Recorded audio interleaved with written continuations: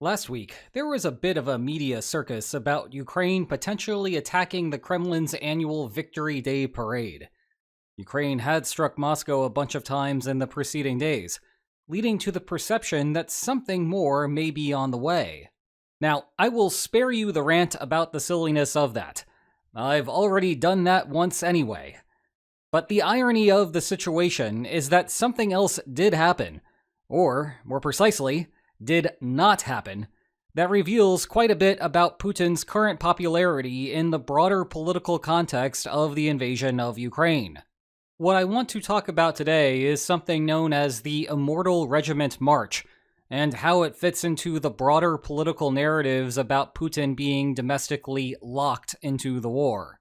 This is the idea that settling on terms similar to the current line of control would inevitably see Putin lose his grip on power, and thus there is no hope for any sort of ceasefire now or in the future. However, that narrative is wrong. Putin is unlocked, as it were. The war itself is the real threat to his regime, and he can end it any time that he wants to.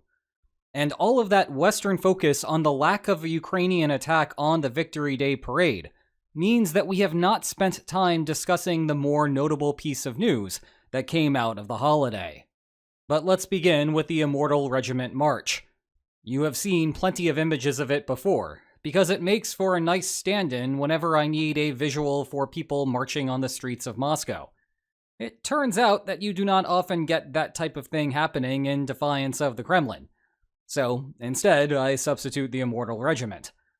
The tradition began in 2012, way far away from Russia's political center, in a city called Tomsk.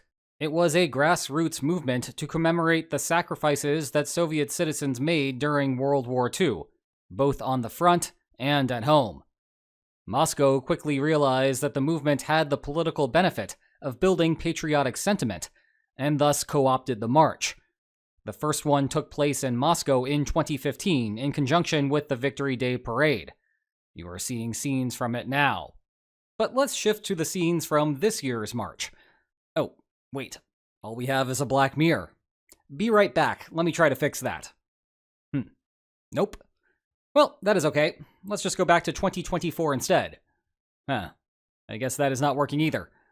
How about 2023? Yikes, still no dice. Maybe try 2022? Finally something that works. Yep, the last time that the Immortal Regiment marched was less than 3 months after the invasion began. It was a bit after Russia's assault on Kyiv had failed, but things were still looking solid on the Eastern Front. Yet it is gone now, despite how this is supposed to be a pro-regime reflection of a historically pivotal event. A time when common people can take part in singing patriotic songs, like the national anthem. The problem is that all of those men against fire in Ukraine have caused Putin's popularity to take a nosedive.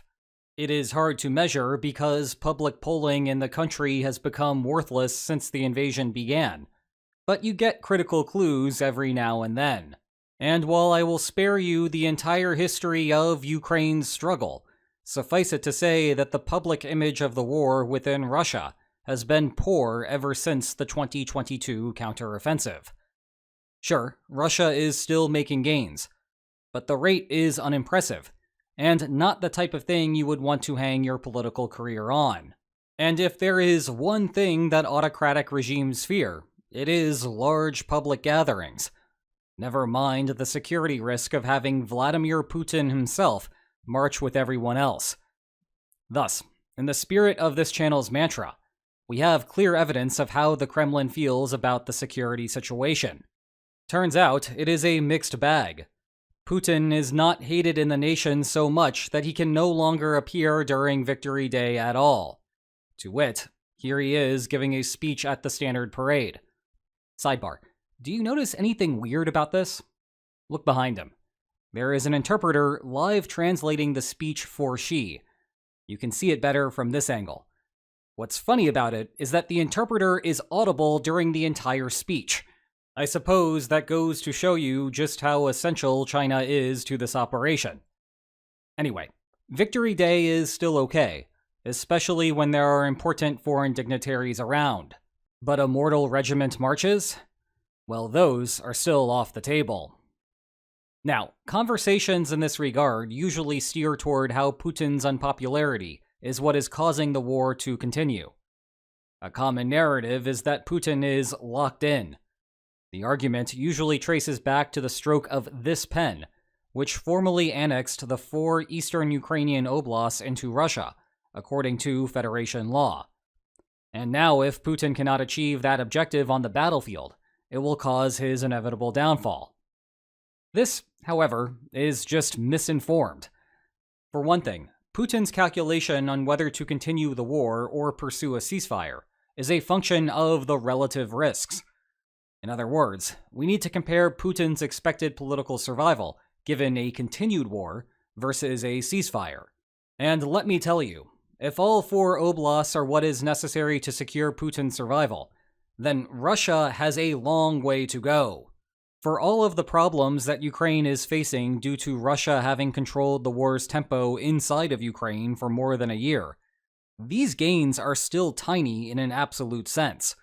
Let's do the thing that terrifies my college freshmen the most, a little bit of math. There are about 23,024 square kilometers of unconquered territory in those oblasts. Even if we are generous and use Russia's best month as of late, the 600 square kilometers from November of last year, and then project those gains as guaranteed for every upcoming month, it will still take Russia more than 3 years to meet its aims. At that rate, maybe Putin's dreams of a white Christmas may come to fruition by the end of 2028.